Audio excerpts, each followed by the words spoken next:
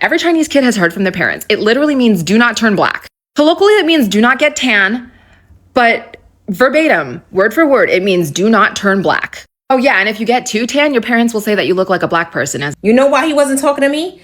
Because I shop black owned. But let me show you. My hair products, right? Black owned. You know who this is. Black owned.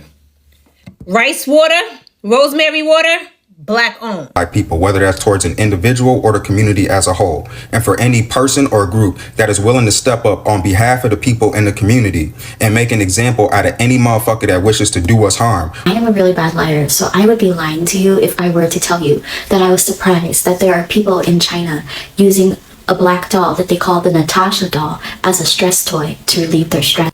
So an Asian woman has called out white people on how systematically they've basically turned this world into what it is today. And also these Asian people that when they are stressed, what they play with is the black dolls. And I learned it was trending on one of their social media platforms, Red Note. And black people just went haywire on them. And I learned the Chinese government has acted on it. It's just crazy. It's just crazy how black people are seen and are viewed in this world that we find ourselves. I don't want to talk much. Don't forget to like, don't forget to subscribe. You don't lose anything by liking. Just give the video a thumbs up. Let's go into the video, watch, come back and talk. White people broke the earth.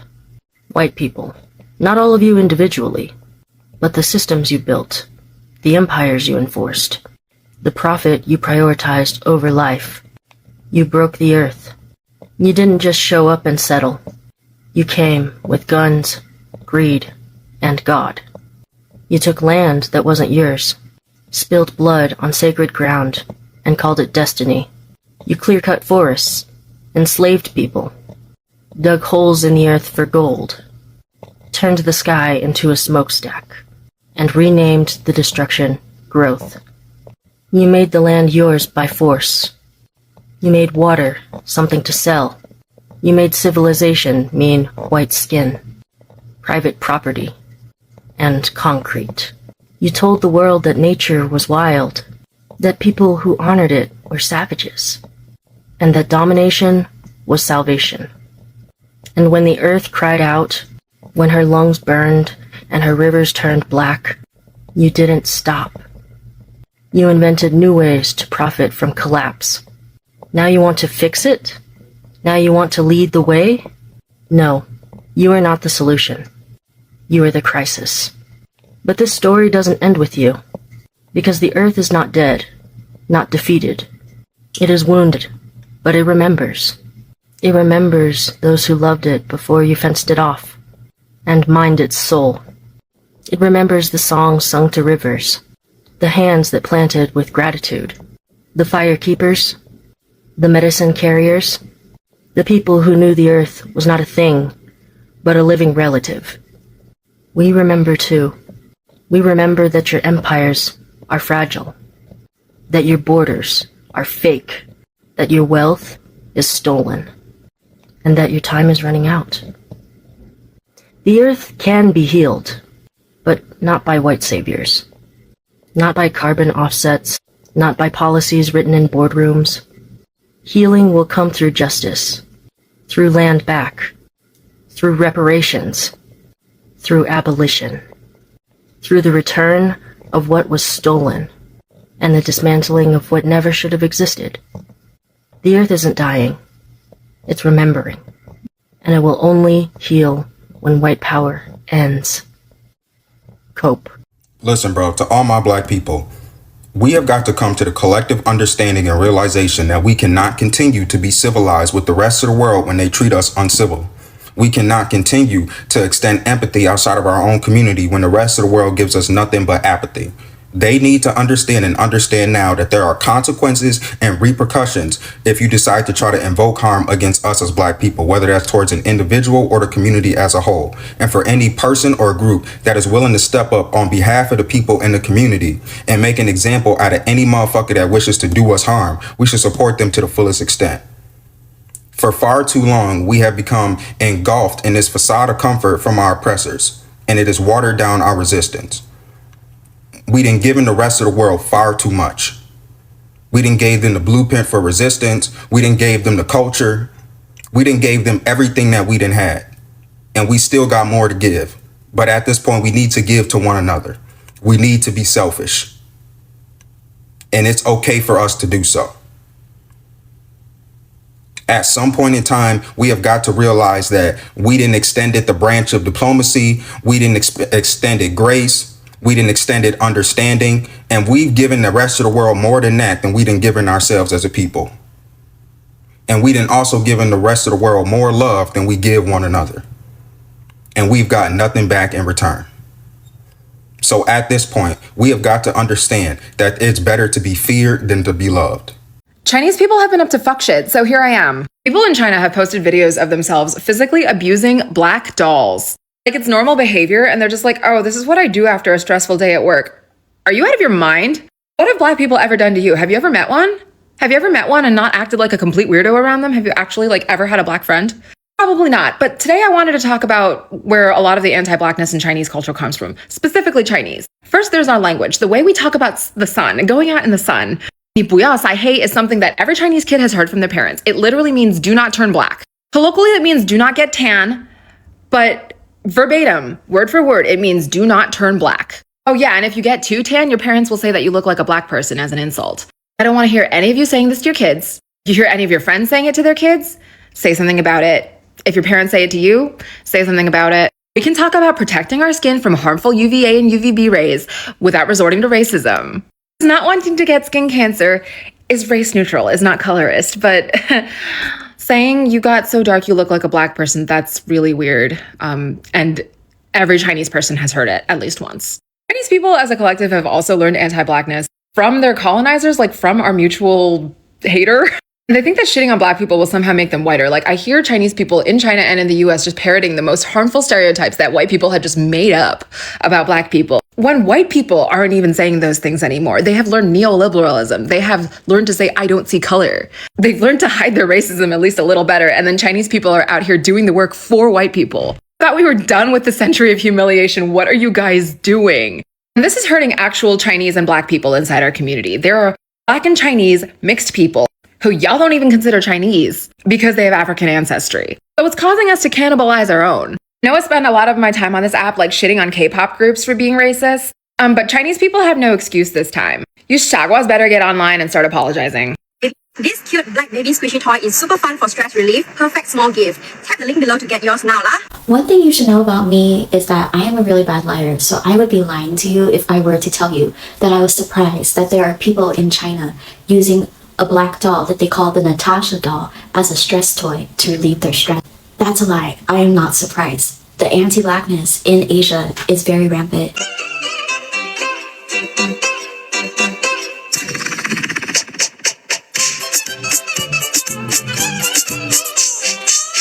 Asian people here in the United States, we can sit here and infantilize our people back home and claim that they live in monolithic countries and that's why they do stuff like this because they're unaware. But the truth of the matter is, black people are global. They aren't confined to one continent or one country. Black people travel. Black people move to different countries. There are, in fact, black people who live in Asia. So to claim that the people back home in our homelands are just unaware, it's disingenuous.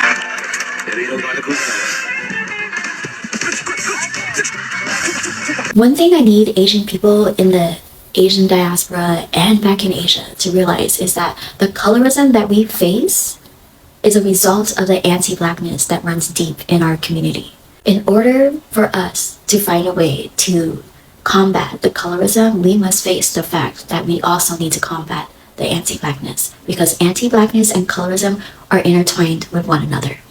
While anti-blackness is something that has been global due to white colonialism, colorism within the Asian diaspora is a result of the colorism that was in Asia before white colonizers even came into the picture. And this is something that we see today here in the United States as well. We have Asian people who are being platformed, and the rhetoric that they spill is anti-black as fuck. To be clear, it's not really up for debate now. George Floyd died of a fentanyl overdose. We have the autopsy right here. There's reported no life-threatening injuries identified, so it's not like he's couldn't breathe because he was being We all know the percentage of people who voted for the man in office, but there's something that we all need to realize, and that is the fact that it's not just one sub-community within the Asian community that has right-wing ideologies. It's our entire community. And I say our entire community because until we get this right, it's our entire community.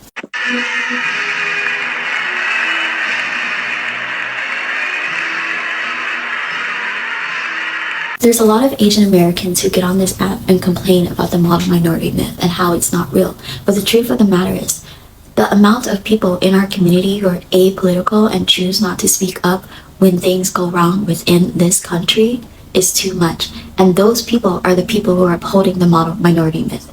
People like to blame the people who are on the far right, but the truth of the matter is, it's the people who are apolitical in our community that is holding us back, because their complicity is fueling the fire that ignites the systems of oppression that keeps people oppressed here in the United States and globally. I received a few requests to talk about these black NATASHA dolls that are trending in China. I don't know if they're still trending, but they were trending at some point. And if you don't know, it's these dolls that look like this. And there's been a viral trend to like throw them on the floor and smash their heads, run them over with cars, fill them up with water and like slice them open. It's awful. Like it's clearly very awful. I do want to clarify though, I don't live in China. I've never lived in China. I'm not on the Chinese side of the internet. So I only found out about these dolls at the same time as the rest of you. So you're asking me what's happening. I don't know.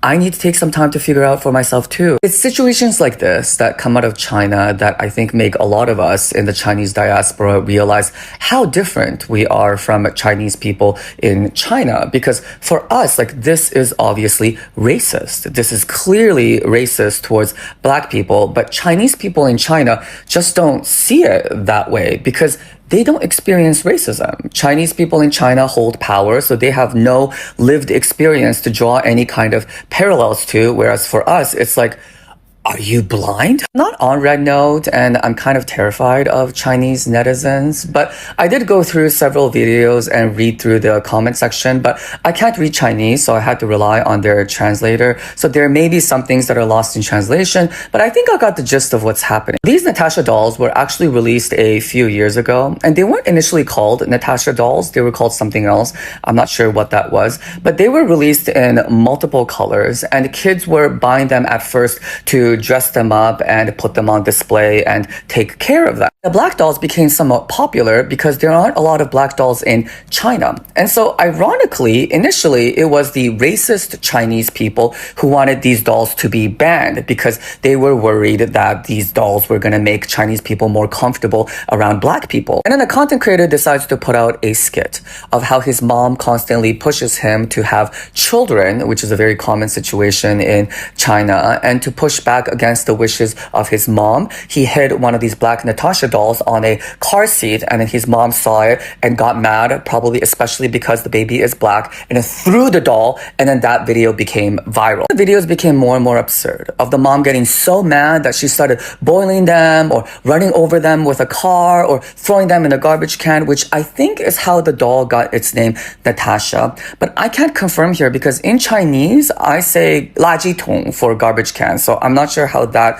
turns into NATASHA. Because these videos were so popular, it started a viral trend of all these copycats trying to do the most horrific things that they can to these NATASHA dolls to get their own viral moment, and that's how we ended up to today. If you look at the most viewed videos on Red Note, it's about calling out this behavior as being quite problematic, but it's kind of strange because I think a lot of people still don't really see the racial element to it. They see it as being problematic because it encourages violence in young children, but they don't see how it also encourages racism against black people. There are Chinese people who are calling it out as racism because, like, why are you only doing it to the black dolls when there are all these other colors? And people are like, well, it's because the black dolls don't look like us, so we don't feel as bad doing it to them. And it's like, that's racism. There was even a post on Red Note by a Chinese person who was talking to her black friend who was expressing her discomfort in these NATASHA dolls because they kind of reminded her of her when she was a baby. And the Chinese person was like, oh, I never thought about it this way. And I'm like, why wouldn't you think about it this way? Isn't this the first thing you should think of? Now, the government has intervened to clamp down on this behavior, which I guess is one of the advantages of China. They are now banned in schools. These videos are getting taken down, and they've released a number of articles and videos about why this behavior is problematic. But once again, they are not approaching it from the racial angle. They are approaching it from the angle of promoting violence. The problem with government intervention is that a lot of people don't like being told what to do, especially young people by authority figures. And so there's been backlash to this as well. People are like, well, why are you all concerned about the abuse of dolls but not abuse of animals? And so there's been quite a bit of pushback as well. But there is one strategy that seems to be working. Chinese people in China seem fairly sensitive about how their country is being perceived from the outside. But they don't really have a good pulse on that because their internet is blocked off from the rest of the world. A lot of these upvoted comments are warning Chinese people that this kind of behavior is not going to be received well from the outside. That black people in other countries are really not going to like this. So even if you don't understand why it's wrong, you should stop. So I wouldn't automatically assume that Chinese people are not going to listen to you simply because you're a foreigner. If you go on Red Note right now, there are a lot of recent videos from Americans who's posting all these warnings about why this behavior is problematic. And if you look through the comment section, it seems like it's being received well. I feel like they are listening. Speaking specifically to the Asian community right now, we need to stop pretending like anti-blackness does not exist in our community, as if it's not a problem, because it is. We see it in the stereotypes that get repeated in our homes, in the way some people talk about black communities, the excuses people make when black people are harmed, and in the silence that follows when accountability is needed. The response for some Asian Americans for the killing of Cyrus Carmack Belton has been deeply disappointing. Instead of centering a 14-year-old black child who lost his life, some people rushed to defend Rick Chow, justify the shooting, or shift blame onto Cyrus himself. That should disturb all of us. We cannot keep demanding solidarity from other communities when anti-blackness within our own community goes unchallenged. We cannot talk about the racism Asian Americans face while refusing to acknowledge prejudice that exists in our own families and social circles. The model minority myth has convinced some Asian Americans that proximity to whiteness will protect us. It will not. That myth was created to divide communities of color and to encourage us to see ourselves as separate from the struggles of black Americans. When we buy into that mentality, we become participants in a system that harms all of us. Accountability is not anti-Asian. Calling out anti-blackness is not anti-Asian. Using to excuse harmful behavior because the person involved is Asian is not anti-Asian. It is the bare minimum. If we are serious about justice, then we need to be willing to confront uncomfortable truths about our own community. That means challenging anti-black comments when we hear them. That means rejecting stereotypes. That means listening when black people tell us about their experiences. And that means recognizing that solidarity is a commitment. It is not a slogan that you wear, that you can just slap on whatever you want. Cyrus Carmack Belton deserved to grow up. He deserved to be safe. He deserved better than the assumptions and the fears that ended his life. Let me educate y'all a little bit just to make sure that we all on the same page. Aside from the fact that he's a 14-year-old carrying a gun with a laser, pointing it on social media, and all of the other stuff, right? Because I've had these conversations. If you guys are unfamiliar, 14-year-old walks into a store. They say that he didn't have any money, but he got a backpack, he got a gun, and the gun has a laser on it. He gets confronted after walking around in the store for 20 minutes, taking stuff, putting it back, taking stuff, putting it back. They suspected that he shoplifted. Ultimately, he got chased and the gun fell out. This is according to the testimony, not my opinion. What was testified was that he pointed a gun at the son. The father then shot him, tried to resuscitate him. They called 911. They was distraught about it. Rick Chow, 3 years later, then gets acquitted, not guilty. Let me be the person that says the uncomfortable part out loud.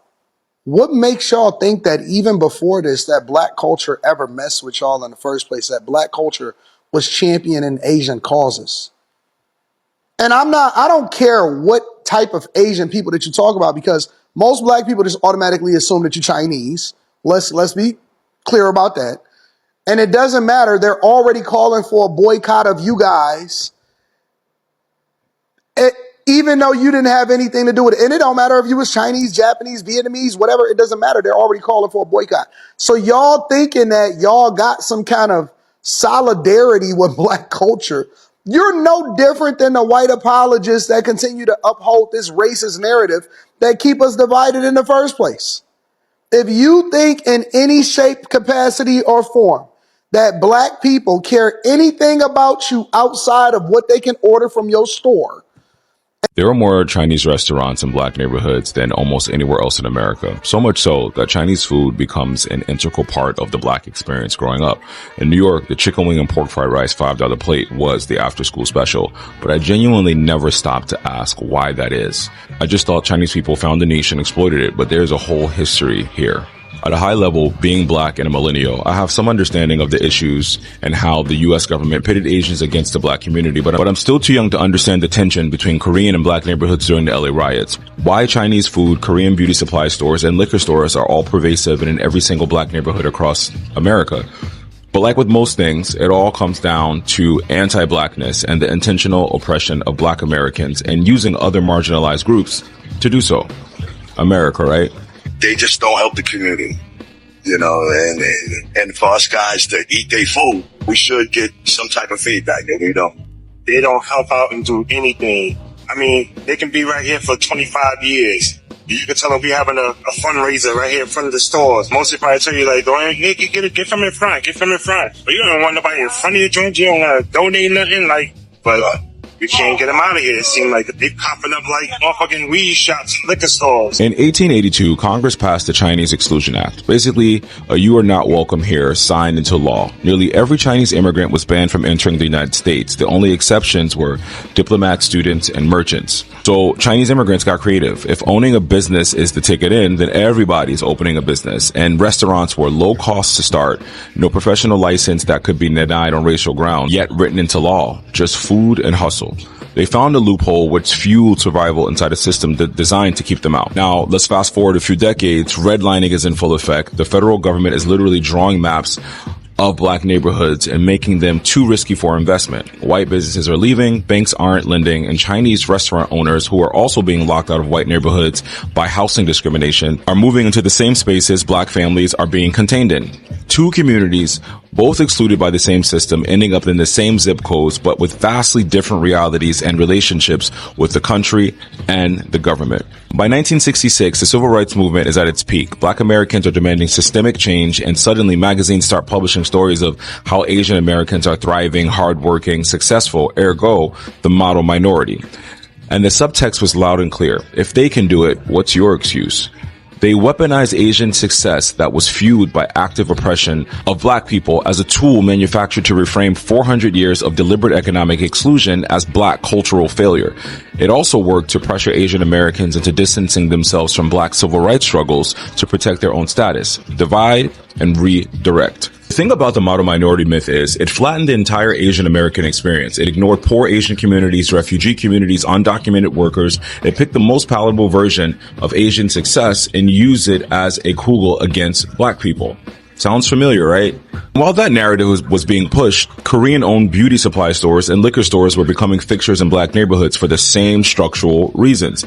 Banks wouldn't lend to black entrepreneurs in their own communities. Korean immigrants had access to community lending networks called KAI, so capital flowed one way while resentment built another.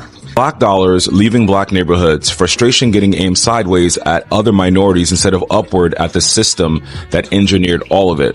And this was all by design. The Chinese Exclusion Act, redlining, the model minority myth, three separate tactics by the government with the same goal: keep black wealth suppressed, use everyone else as an unwitted instrument to do it. We see the remnants of this today, where we have some Asians that are still buying into the model minority with, or buying into white proximity to whiteness. But at the end of the day, we're all a part of the same system being used to oppress each other, with black people always being on the bottom of the chopping block in America and for the American government. So the next time you're in a black neighborhood ordering a shrimp fried rice from that spot that's been there for 40 years, just know the menu has a whole history attached to it, and one that we all should know.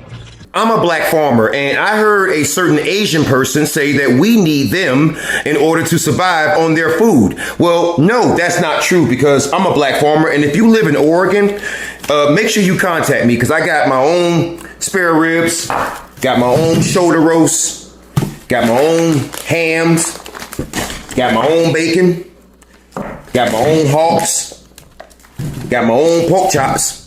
I raise just about any kind of animal that you can think of. But black farmers, maybe the Asian community needs a little bit of an update. We were the slaves in this country. We can raise meat. This country, for the longest time, was surviving off of the meat that we were raising. And we can do produce. We did hoodoo, conjure, root work. We were root doctors. We know how to grow things. So if you are in Oregon, please contact me. Every state, every black farmer in every state, make a video like this and make sure you let the black community know that we are here to feed them. I couldn't wait to get home and do this video. This Cracker Jack right here, he was talking to y'all. He wasn't talking to me. You know why he wasn't talking to me? Because I shop black owned. But let me show you. My hair products, right? Black owned. You know who this is. Black owned. Rice water, rosemary water, black owned. Botanica oil, black owned. For my locks, black owned. If I wanted a dude, black owned. Okay? For my kids, black owned. Edge control, black owned. Let me come over here. Edge control, black owned. Now, if I wanted something for my body, black owned. Y'all know who she be. Black owned. Okay? We get this? Now, if I want to wash my face, black owned. Okay? If I wanted to smell good, black owned. Let me open it so y'all see. Black owned. If I wanted my house to smell good, black owned.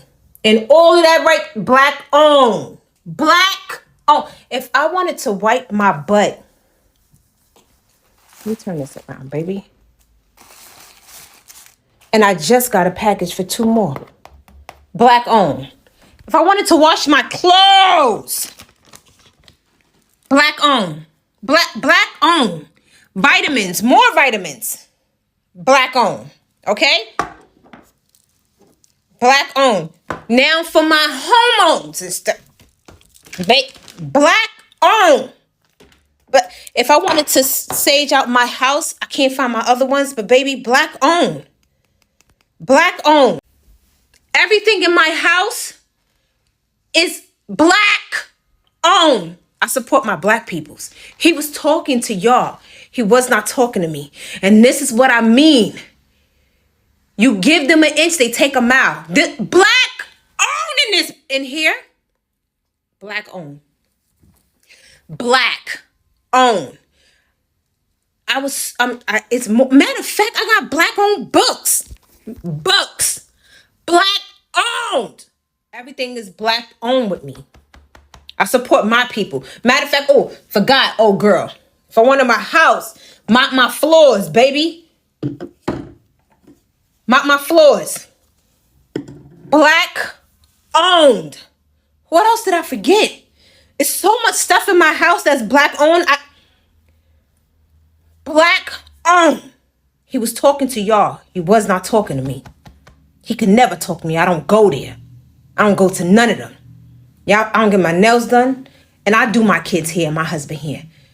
Black owned. So you see clearly, white people are the architects of whatever that we are going through in this world right now. Because from everything that she said, everything that she mentioned, systematically, because how can you tell me water should be sold? Water should be free. There are certain things that I don't think nature or God gave it to us for us to basically sell, or even especially land. This is one thing that I don't even understand. Land. People fight over land and they are saying, and all these things are systematic things that these white people have just placed on this earth to just make us suffer for nothing. And as she said at the end of the video, she said all these things will end and the world will be at peace when the white power collapses. When the white power collapses, that's when this world will be at peace. And I'm telling you, listen, when black people become the rulers of this earth, I am telling you, the world will be a better place than what you see right now. And I know definitely that that time is definitely going to come. That time is definitely going to come because we all know Jesus is black and he's going to return. And when he returns, black people will have their power back. For me, this is what I think. This is what I think. I don't know what you also think, but that's the truth for me. And that's my truth because black people have suffered. Seriously, we have suffered. Just look at this 14-year-old boy that was unalived by an Asian man. 3 years down the line, this man has been set free. 3 years down the line, this man has been set free. It's just crazy. What have we done? It's like we are not humans. A 14-year-old child. This is a kid. But what can you say? It's their system that they've built to suppress us for how many years now? But I always say we shouldn't worry. That very day will come. That very day will come. Thank you so much for watching.